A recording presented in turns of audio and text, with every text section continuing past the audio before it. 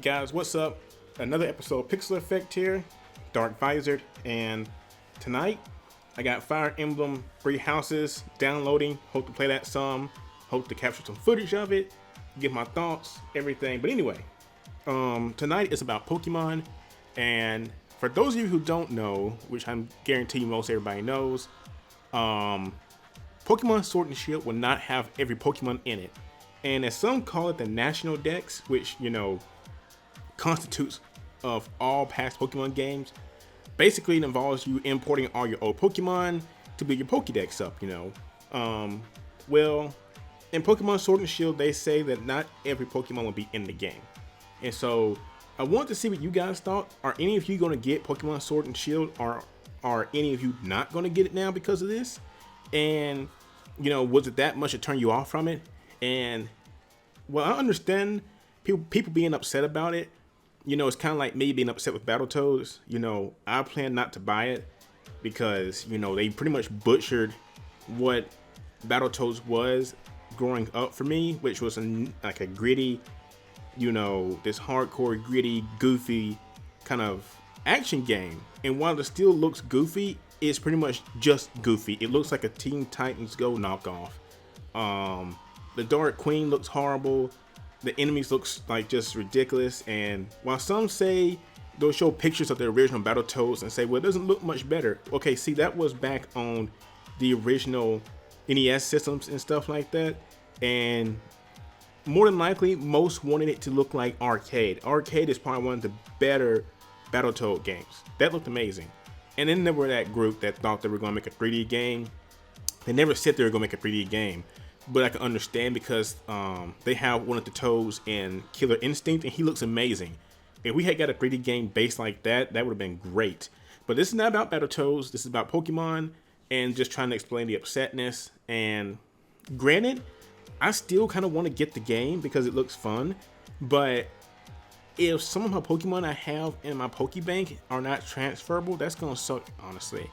Because I originally, and I still do, pay for Pokemon Bank thinking that, okay, every Pokemon I've caught in the past I can transfer over. Granted, I only started transferring Pokemon from Black and White, and then Alpha Sapphire, XY. You know, I got most of those Pokemon in my current game. My last Pokemon game was Alpha Sapphire. I did buy Sun and Moon, but it bored me to death. And then I didn't get into Ultra Sun because, you know, it's an extension of the first game story. I'm like, well, I don't want to jump in late. So I just skipped it altogether. I didn't care for the island challenges and stuff like that. And so I still have Pokemon Bank.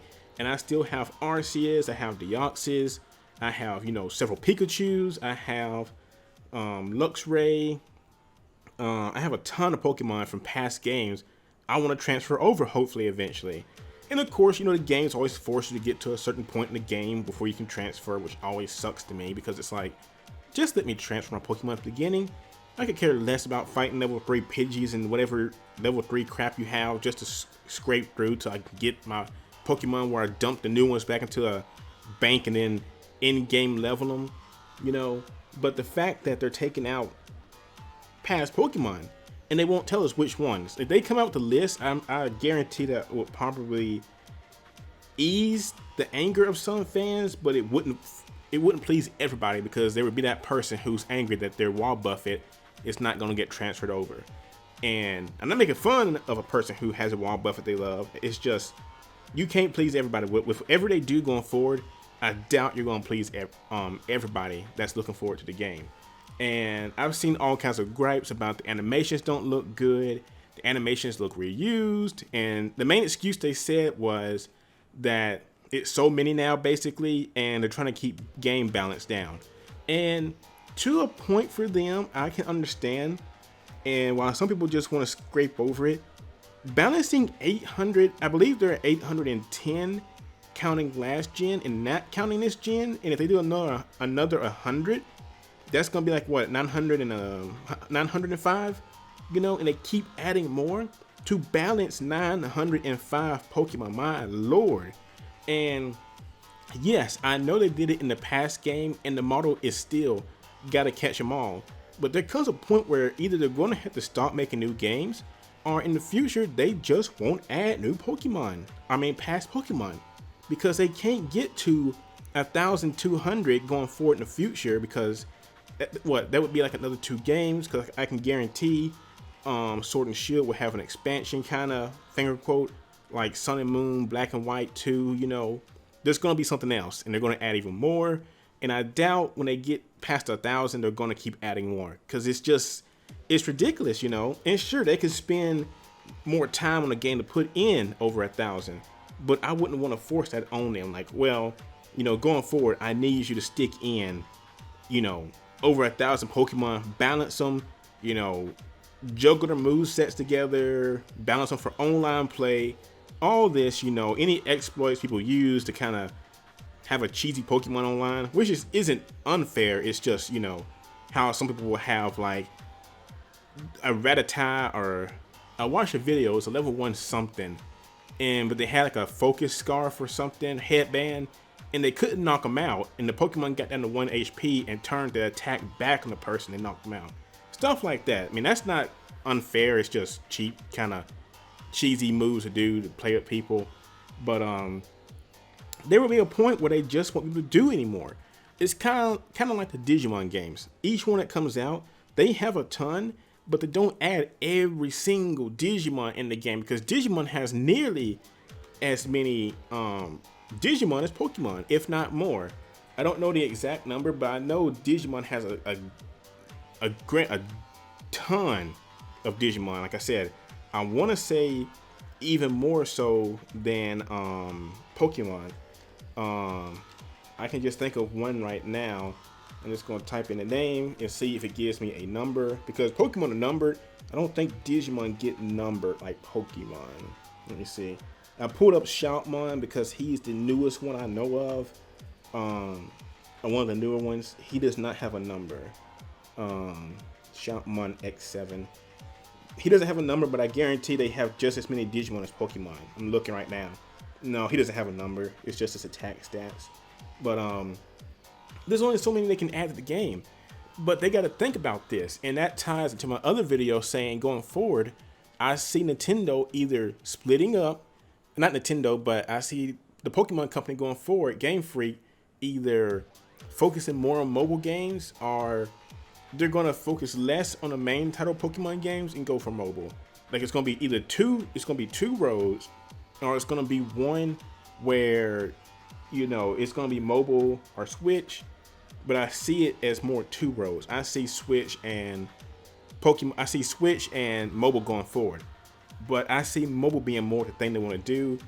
And more than likely, what they're going to do, since mobile games don't require as much power usually as a console system, they'll probably focus less on overall graphics and be able to add more Pokemon. But they're going to push it behind a ton of paywalls for people, and it's going to make fans angry. Because going forward, like I said, there's not really a yay or nay, or there's not really anything they can do right now that's going to appease everybody. Because like I said, they're getting so big and they focus so long on the marketing phrase, gotta catch them all. It's going to be hard going forward for them. And yes, they can spend more time and get them all in there. But eventually, either Pokemon's going to get too big for itself, or they're eventually just going to kind of cut it off and just, you know, focus more on mobile games, something like that, team battles, things like that for a bit. But we'll see. You know, I kind of see them focusing more on the 900 they'll have and letting people, you know, play around with that for a bit, releasing mobile titles with expansions and things like that. Or, like I said, they'll keep making console games, but they're going to say, hey, Pokemon from Red, Blue, and Yellow are gone for now. We're just going to have Crystal and Up for now. Are they going to keep pushing more and more away to focus on later and later and later Pokemon?